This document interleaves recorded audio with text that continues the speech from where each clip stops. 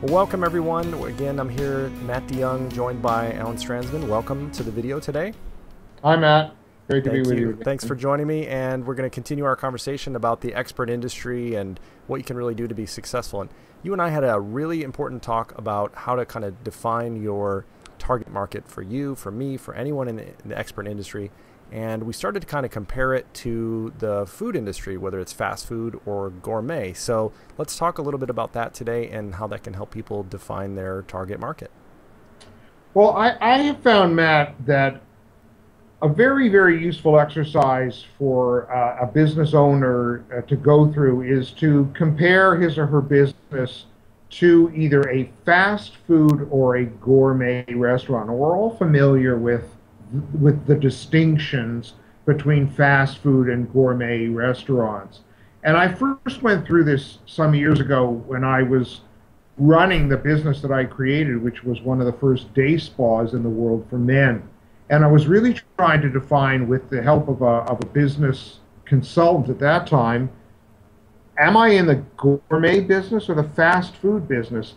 And if you're not clear on which business you're in, you can really make some serious mistakes. Let me tell you what I mean by that. Think of a fast food business. A fast food business is all about offering a product at a price which is not a disincentive to almost anybody. Right. So if you can't afford a meal at a fast food restaurant, you can't afford a meal at a restaurant. Right. So the idea is that price is not in any way an obstacle or a barrier to doing business with virtually the world. Right. Now, because of that, you have to rely, fast food restaurants rely on fast turnover, quick delivery of the product, very little customization. They'll often have the condiments over there. So if you want to customize, right. You go, imagine if you bought a car and they said, look, they're all this, none of them are painted. Go paint it whatever color you want, But they do that in the fast food business. They'll say, the condiments are there, or the milk and sugar and the cream, it's all, you fix it the way you want it. Right. And ideally in the fast food business, you do as little preparation as possible, as little customization it's all systemized, and you either like it or you don't. And it's all about efficiency. Right. And you're not, and people are not coming to you necessarily because of the quality of your product. More people are liable to stay away because they want higher quality than will come to you because you're offering quality.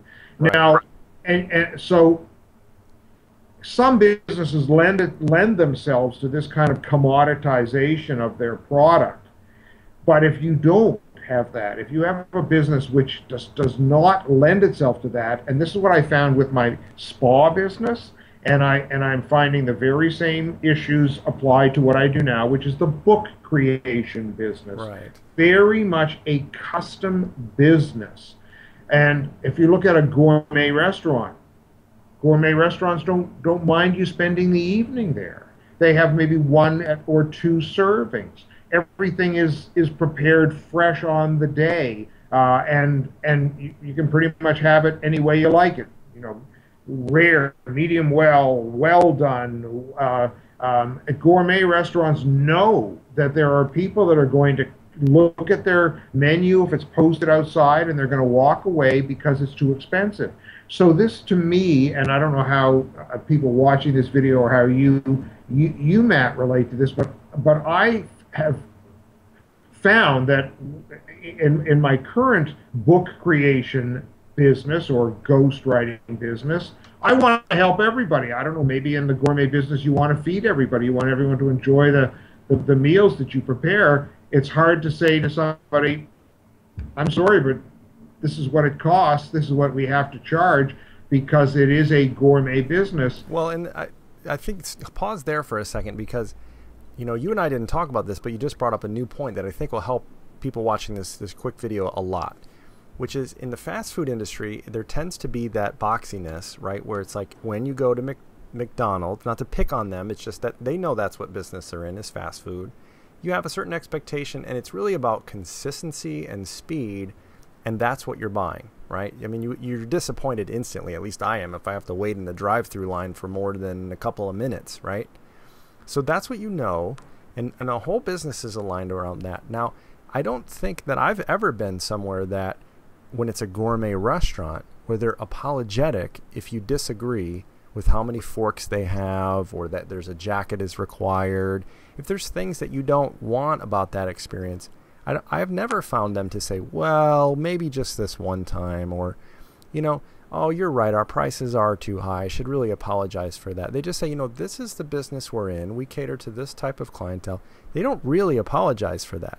Now, I've never been in the restaurant industry. I know it's very, very competitive and very, very tough. But by the same token, I've never been to a restaurant. Now, with consultants and coaches and speakers and all the people that you and I deal with, and even for ourselves, there's a tendency to want to apologize for your pricing and what it is that you do, and then start to morph and shift your business to revolve around what people will and won't pay. And you and I have talked a lot about, well, maybe you're not targeting the right customer. And which business are you in, fast food or gourmet? Isn't that an important thing to think about? Well, that's the crux of it for me, Matt. The real crux of this issue, and why it's such a valuable metaphor, if you will, and a valuable exercise, is that if you are in the gourmet business, ideally, you are targeting a knowledgeable customer for whom your price is completely and totally fair and acceptable. And the fact that there are people that will not see it that way is just one of those things you have to, a fact of life. Yeah. There are going to be people that will say, why is this watch, you know, in the thousands when you can buy a watch for $20? Or, I mean, you can always get, but what's interesting, and you talked about competitive when you talked about the food business, in any industry at all, there's always a pyramid shape to every market. And at the very highest point of the pyramid is the highest quality in that market. And there are always fewer customers and clients for that product at the top end of that market, whether it's food, whether it's shoes, whether it's hotels, it doesn't matter, cars. And what I'm always impressed by, to tell you the truth, is people that have the courage and the confidence to say, this is what I'm creating. I know the value of it, and I know that people are going to be are just simply going to be turned off by it.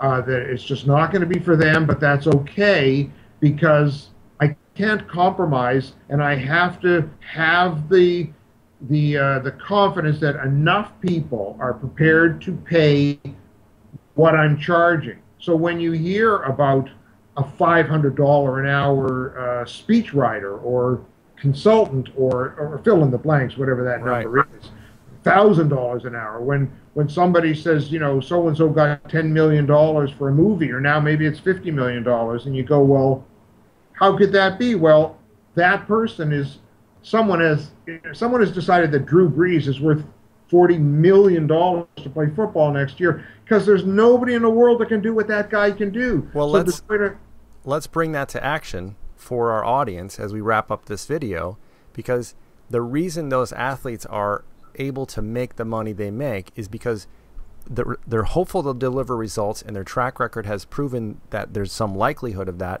And also, it's a function of ticket sales in sports, in business. I mean, in the restaurant business, sort of the same thing. I mean, we're all working backwards from the results that we'll give. In the restaurant business, it's experience. In sports, it's, you know, can you win? And in consulting and coaching and speaking is, can you deliver those results? And so, relative to that, the high end of the niche, if we're talking about gourmet consulting, if you will, kind of blend this all together. It's going to be a function of, if you're in front of the right person, there's no amount of money that's too much money to get the result that you're having. So if you're having people, would you say, Alan, that are coming to you and say, well, that's too expensive, is it possible that they don't value the things that you're putting out there, and then therefore they don't value the results? So we should get in front of the people who value the results that you give. Is that right? Well, it's not only results. I mean, quality can be a subjective thing. So, or it can be sometimes, and I'd have to think about this, Matt, but obviously there's certain results that are very objectively measurable. In what I do, for example, say writing a book for someone. Now, you can get a book written, at any kind of level. And here's where I think we can tie in what I do with this whole idea of the gourmet versus fast food. I would say, just generally speaking, for anyone that is in any kind of business that is gourmet rather than fast food, I think writing a book is a good way to explain what it is you do and what the unique qualities that you have to offer are. Because no one goes to a fast food restaurant for unique qualities. They go for convenience, they go for commodity. But if you're offering something unique and your clients are in that category, I'm thinking they're not fast food. They're not trying to get as many coaching clients, process them through so they bring a uniqueness that is a function of what they know, what their personality is, their background, all kinds of factors, as it is with me. But where I think the interesting kind of conversion here, Matt, is that, and I don't mean to make this sound quite as self-serving as it does, but the relationship is that the more gourmet you are, I think, the greater the need to explain so that people understand the quality, the results, but also the quality, because part of it is quality. And that's actually a very widely accepted practice, that the more expensive it is, the more quality it is, the more you'll have to explain. And next time you go into a gourmet restaurant, or anyone watching this video, watch what happens. And the waiter or waitress comes up to you and explains the menu and explains what the chef did, so that you'll be able to appreciate it more. So on that note, exactly. And on that note, I think we would encourage them to A, think about, are you in fast food or gourmet? And B, what does that mean in terms of your quality and results? And then lastly, define your target market, because that's going to go so much further to having you be successful and get the rates that you're worth and sustain your message for another day and make an impact. Don't you think so? And remember that you are one or the other. It's very hard to be both. Can't be both. Well, that's a great thought to end on. Thank you so much, Alan, and I hope everyone enjoyed this video. We'll see you in the next expert video series. Thank you, Matt. Thank you.